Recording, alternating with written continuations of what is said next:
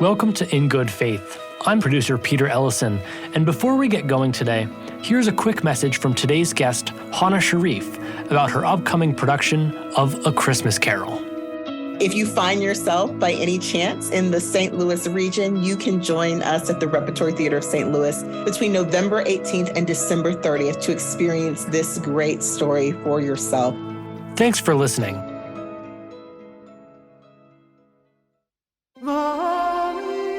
What I find fuels me as a director is when I see the family forming, that you start to see like, oh no, we're actually creating something that is powerful, and whether you know it or not, or whether you believe it or not, in some ways divine. This is In Good Faith, listening to first-person experiences of faith and belief.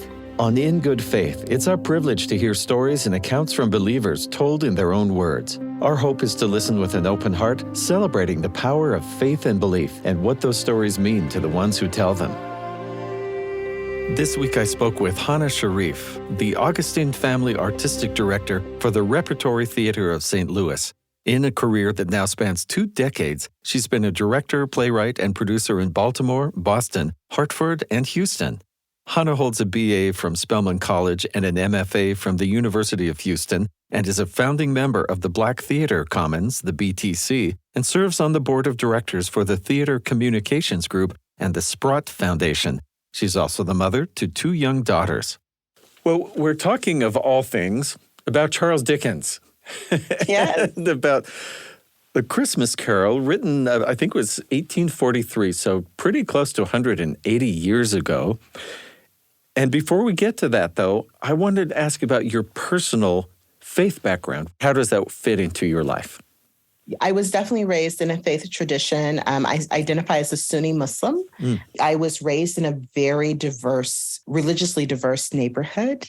I was raised by parents who also had converted to Islam. So my father was raised Catholic and my mother was raised Southern Baptist, and they both found their way as college students to study world religions and really fell in love with some of the rituals of Islam. The benefit of growing up in the household that I grew up in was that my parents were passionate about the idea of there being a guiding force that had created everything and everyone. And that no matter what your spiritual or religious background was, that ultimately we were all serving the same God, that same energy. And that my parents, who are academics and people who have dedicated their lives to serving God through serving humanity, really instilled that in us and encouraged us to question and to have, rigorous ideas. And so, on the same shelf in our library in our home, there was the Quran and the Book of Mormon and several different versions of the Bible. And we read them. We read from them. We discussed the scriptures and the surahs and where there was alignment and where things diverged. And we were encouraged to have the Torah. We were encouraged to really challenge and question so that we could understand and find our own connection to that higher power. And for me, I loved conversations with my friends. The interfaith conversations were my favorite. As a teenager growing up, I had, again, a very religiously diverse group of friends. And so we actually started going with each other to each other's religious meetings, so to speak. So I would go to the synagogue and I would go to the Catholic Church and I would go to, these different religious services and then bring my friends to Juma with me. And we would have these really wonderful conversations about how our faith practices align. It was beautiful to see prayer in action in so many different bodies and in so many different languages.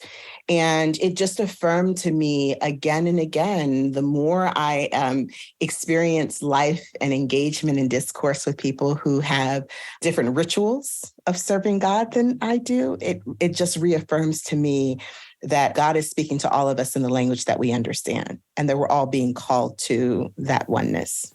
Boy, it seems like you were raised to be the moderator for the interfaith discussion with your friends, that you were the perfect person.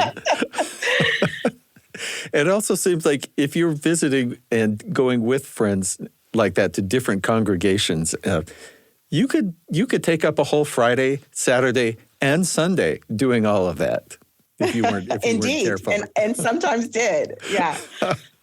It seems to me that you had definitely a sense of God, and that God spoke to people, as you said, in a language they would comprehend or understand. At what point did God become a reality to you, or was there some personal connection? Not just like, I know about this, but I'm connected to this. This is part of me. I actually think that I actually can't remember a time where I did not feel like I had my own personal relationship with God. I will also say that so much of my work as an artist, I came to art as a writer first. And when people asked me about my artistry, I said, whenever I had questions about the world, I would write my way to the answer, right? And so I would journal, I would write to God, right? I would ask these questions. And so I found art and storytelling as a powerful tool to understand the world and to understand humanity. But it was always kind of rooted in my personal understanding of God. And my relationship with God was, my earliest memories of myself in thinking about religion was that I love the rituals of Salat. I love the rituals of prayer, but they were rituals.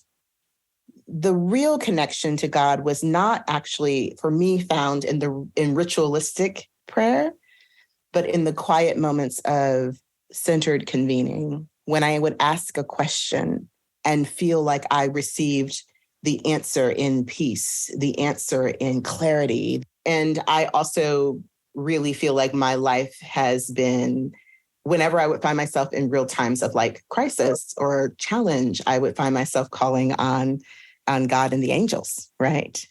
I was both emotionally connected, but also intellectually enamored with faith. And you felt that you got answers, it sounds like. Absolutely. Absolutely. And how did you perceive those? I think that the answers for me were less about like hearing a voice and more about a clearing of fog. Clarity, right? Yeah. So if you're being torn between this and that and this and that and this and that, and you're asking for clarity and for guidance, the fog clears and the way forward becomes very, very front-facing. And so that to me was where and how I received those answers. It was less, a voice speaking in my head, this is what you should do, and more a clearing of the way so that the path forward became almost inevitable. With your background, it's not as surprising as you might think to say, here is a Black Muslim woman doing an annual production of Charles Dickens' A Christmas Carol. So how did you get connected with the Christmas Carol and doing this as a tradition, a yearly tradition? Yeah. So when I joined the regional theater, so when I started my career, I actually was founder and artistic director of a small company called Nasir Productions that was a scrappy theater company that I started with a bunch of friends from college. And we were really creating the work and telling the stories that moved us. And I ran that company for 5 or 6 years. And then I remember waking up and going, okay, we're growing and we're getting bigger and stronger, but we all trained as artists, not as administrators and producers. And that I knew that there were tips and rules to the game that the multi-million-dollar theaters knew that I didn't. And so I said that I wanted to go work at a large regional theater to steal the master's tools, to go in and learn as much as I could so that when I came out and went back to my small, scrappy theater company, we'd be bigger, stronger, faster. Where I ended up, intending to be there for 1 year, but staying for 9, was Hartford Stage in Hartford, Connecticut.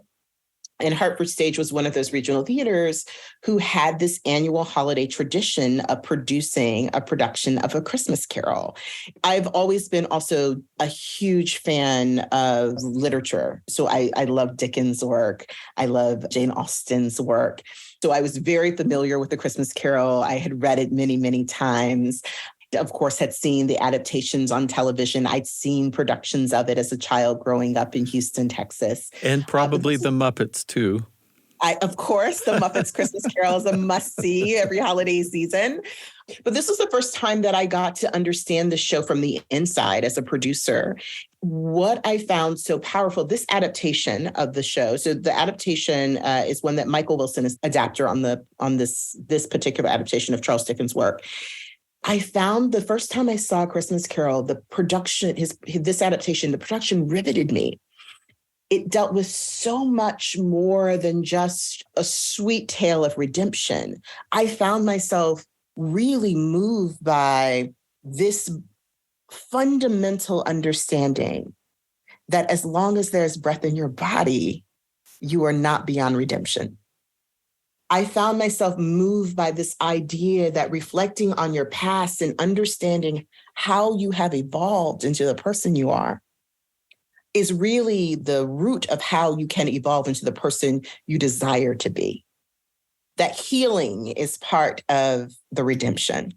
What I found myself really profoundly moved by is the idea that if you can raise your head above the personal pain that sometimes we carry on our bodies like backpacks, right? That the universe and the community and the society you're in, there's actually waiting to embrace you. That Scrooge saw a threat everywhere because he lived in a mindset of that. And when his mindset shifted, the foes became friends. The world was brighter, and the infinite possibility existed for the first time or for the first time in a very long time for him. And that story was so profoundly articulated in the Hartford Stage production of Christmas Carol. The other thing that I found myself falling in love with was that it was a tradition, that every year families would come back every single year with their little ones to see the show. That there were families who came who had kids who graduated and were in college, and when they came home, it was like, we're going to see Christmas Carol again, because it was part of how it was one of the traditions that the family built around this holiday season, around this spirit of giving and redemption and joy and love. As someone who loves tradition and ritual, I was intrigued by that. This story invites us to our highest selves. And that is part of why I do the work that I do. Every time I am in the process of telling stories, or I'm in the process of building a season and building engagement activities around the plays that we put on stage, for me, art is a tool to help transform society and community. And so I fell in love with Christmas Carol and the power of what I saw it do. You would see, literally tens of thousands of people come into the theater over the course of a month to have this very intimate and communal and at the same time communal experience together. And so when I became artistic director at the Repertory Theater of St. Louis, one of the things I knew I wanted to bring, because the Rep had not had a holiday tradition, I knew I wanted to launch something that could be a long-standing tradition. I wanted to launch an experience that would be magical and beautiful and very much in line with this thread of what all of my work has been, which has been this continued exploration and in some ways excavation of spirituality and this call to our full humanity. And I thought that this would be a way that I could do it without it being a sleight of hand, with it really being the purpose and the intent. And also that using a story like Christmas Carol that is so beloved, that is 180 years old, a story that's been translated in dozens of languages, that has been adapted in every medium. A story stands the test of time because it speaks to something fundamentally true about ourselves. The fact that you do it year after year, I like the idea of that ritual and really building a community that people feel like, this is how I begin. I know it's Christmas when we do this together. Yes, I love that. But I'm really intrigued by the idea that you talk about, that people from very diverse backgrounds, yes, Christmas is in the title. Yes, Dickens came from England, was probably Anglican. And yet, I should fact check that because he could have been any number of things or none of those things, but he was part of that Christian tradition. But you see people from very diverse backgrounds coming and really gaining the same thing from the experience. Absolutely. Because, it goes back to the fact that we're all fundamentally human. And no matter what your religious belief is, we all want the same things for ourselves and for our families, right? We want to be able to have healthy, thriving lives. We want our children to be educated and happy and good human beings. We want to live in a community and in a society that sees us. We want to be seen and acknowledged for the fullness of ourselves. There are so many characters in the play that you find a piece of yourself in. There's a piece of me in Mrs. Cratchit. There's a piece of me in Belinda. There's a piece of me in Scrooge. And so when you find yourself being called into these characters, it really is this kind of elevating experience.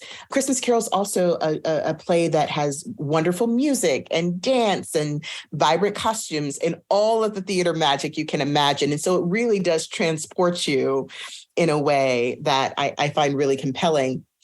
And I would also offer that as I thought about producing this play, I really thought about a very new production of this adaptation. So my goal wasn't to replicate the production that happened in Hartford. My goal was really to say, what is the reason to tell this story in the 21st century? And does that change year to year?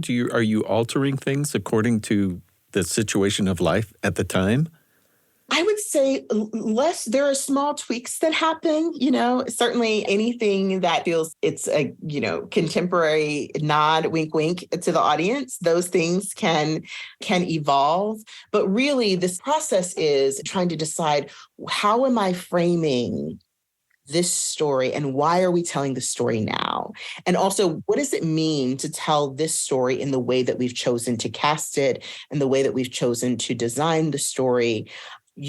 For me, I thought a lot about England as the great colonizers of the world in all the good and bad ways, everything that's come with colonization. It also meant that London at this time was really the crossroads of the world because of spice trade, because of the transatlantic slave trade, because of the far reach of the exploration and the colonization of cultures around the world. What ended up happening is that London became the epicenter and the collision point of all of those things and all of those people. And so for me, as I started to think about how we were going to tell this story, I always found myself really excited by the idea of this city and this moment being the intersection of the entire world as it met the Industrial Revolution. So we have a very diverse, ethnically diverse cast. And that was not done in colorblind casting. It was done with color conscious casting. This idea that who you are and your cultural history actually has meaning in this story at this time. And what that also means is that for the young children, if you are a young Asian girl seeing this show and you see a Tiny Tim that looks like you, or you see a townsperson, a caroler that looks like you, that you can write yourself into the reality that the story is sharing, that your humanity is as important and valid as anyone else on stage. And so we were able to kind of root the idea of how we were going to cast this play to really be a reflection of the community that we're in, the region we're in St. Louis, but also of the world that we live in. And that we would be able to bring some of the colors and sounds and textures of these different cultures together and still root it very much in the period that this Dickens classic was written for. Now, you grew up in college and your graduate work in theater, involved in theater. So this was obviously part of your life. In the world of Islam, so much famous poetry and beauty of language, especially in Arabic, from Rumi and Khalil Gibran and on and on. Were you aware of any theatrical tradition within Islam, or is that something that's been added as it's spread across the world? I think that every culture has its own kind of theatrical tradition. We tend to think of theater beginning with the Greeks, but actually ancient Kemetic societies also had their own theatrical traditions and language. I think less of it in terms of Islamic tradition and more in terms of like some of the traditions that have come out of Persia and Middle Eastern traditions. I think that theater is a really powerful tool for, as we said, transformation, but also for revolution. And so what we see in contemporary Middle Eastern countries is theater being used very covertly to challenge oppressive regimes at times, to challenge and to encourage democracy and independence in many different cultures, not just Muslim countries. It is often a political tool being used in England and across the continent of Africa. I was just in Greece, and it still very much is a tool for challenging the status quo. I actually think American theater tends to be sometimes the less overtly political theater. I just love hearing your thoughts on that. So I'm wondering if you have a moment or two you can pull out of recent productions or of the play itself that you really love what happens, that these are favorite moments for you in this play. Absolutely. So in our production, one of my favorite moments, so each of most people know that Scrooge is visited first by his former partner, Jacob Marley, who comes from essentially the depths of hell to give a warning to Scrooge that if he does not change his life, that he will be living in this eternal misery. And I will say that our production, I am one who believes that you lean heavily into the darkness so that the light can really breathe. And so the scene with Jacob Marley coming from hell with these ghosts that come with him to warn Scrooge is quite scary. It's quite scary. But the young people have such tenacity to move through it. And then he tells Scrooge, tonight you'll be visited by 3 spirits. And then in the production, each one of the Ghosts of Christmas Past, Present, and Future, they arrive and the entire world transforms. The Ghost of Christmas Present's arrival is one of my favorite moments in our production because of the Ghost of Christmas Present has an energy and a bounty and a beauty and comes very much connected to the earth and the bloom of flowers. And what happens in that world with the magic of theater and the magic of the projections and the way you go from the dark coldness of London into what feels like the Garden of Eden is one of the moments that takes my breath away every time I see it. Oh, that sounds beautiful. And I have to say, it's not an interpretation I've seen in any production I've been to. Yes, wholly new. So when you have people come to this for the first time, are they just blown away because this was just, well, as they say, not your father's A Christmas Carol? I think that people are certainly surprised, but also, I think that what's really beautiful about art and about the role you get to have as creative on a show like this is that my goal is not to turn Christmas Carol into something, turn it on its head. Mm-hmm. It is to make it as relevant as possible in this moment and to reveal itself more fully to the audience that meets it. And so what I think people have, there's a surprise at the magic and the tricks and the wonder. There's a surprise sometimes at the casting and how seamlessly this world fits on all of the bodies and the shapes. And I remind people it's because it speaks to our humanity. Mm.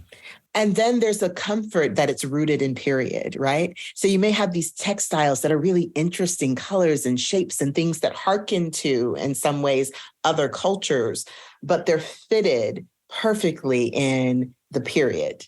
And so there is a sense of comfort. It's the story you know and love in a way you had never imagined it. So to be able to hold both of those truths, I think is really the fine line that we've been working so diligently toward as a creative team. And truly part of what makes me feel fulfilled about this work is to be able to tell this story that is fundamentally about our human redemption in a way that speaks across generations, across languages, across religions, right. And allows everyone to find themselves in it. I find myself wishing that I could time travel Charles Dickens and watch his reaction sitting in the audience. Wouldn't that be incredible? That would be fun. I'd love to take Charles Dickens out for a hot cocoa after the show to see. Well, barring the fact that he shows up, what do you hope other people walk out of the theater and out of this production feeling or thinking? I hope that people walk out of the production feeling tremendous joy and gratitude for life, right? It's the day-to-day grind can somehow feel heavy and separate us from really the tremendous gift that life is. One of the things that if I've done my job well, and everyone else, the 100 other people who work on this production have done our jobs well, then you walk out of that theater feeling such joy and affirmation of life and your humanity. And you walk out with the spirit of generosity and care. The thing for me is like, after you see something that like reminds you of your highest self, it doesn't just go away. When you get in the car and go home, you're riding a little bit on that high, whether you know it or not, for the next few days, right? There's a little bit more generosity. There's a little bit more benefit of the doubt given because you're living in a space where you believe in the abundance and the joy and the kindness of humanity. I think that that's what Dickens was trying to remind us of with this story. That this story, and for me, this idea, I tell my children, if they're like, oh, I had a really bad day today. And I was like, you know what the best thing is? When you wake up tomorrow, you can make entirely different choices. Just like Ebenezer. Just like Ebenezer. Years of penny pinching, and the next day, he turns his life around. And so there's that. I think that's a really powerful lesson for all ages to carry with us. For some people, directing is like a job. And for me, this art form is truly the way that I try and serve the creator. And so I walk into every process feeling a sense of responsibility. The first thing is building the company, building the ensemble. It's not just casting the actors. I like to build family. So when the actors come in together to that first rehearsal, it feels like the first day of school. Nobody really knows anybody. The first day of rehearsal, everyone's a little bit nervous. Everyone wants to be seen as like, I know what I'm doing. And I just try and break that from the beginning, right? I try and guide us into the work by reminding us of what a joy it is that this is what we get to do for a living, that we get to come together and tell these stories that help people see themselves more fully, and then invite them into the process of sharing a little bit about themselves so that we bring our humanity first into the room. A big thank you to Hana Sharif for joining us today once again. If you happen to be in the St. Louis area between November 18th and December 30th of 2022, go see the Repertory Theater's production of A Christmas Carol. This episode was produced and edited by Peter Ellison. Additional editing and sound design done by Daniel Phillips. In Good Faith is committed to the idea that we all benefit from hearing people of widely varying backgrounds share their personal experience with faith and belief. In fact, we think people with such experience deserve some of our best listening. And if you enjoy the show, be sure and leave a comment or review where you get your podcasts. That helps spread the word. Find us on Facebook and Instagram at In Good Faith Podcast and on Twitter at In Good Faith Pod. In Good Faith is a production of BYU Radio. I'm Stephen Cap Perry. I hope you'll join me again soon right here in Good Faith.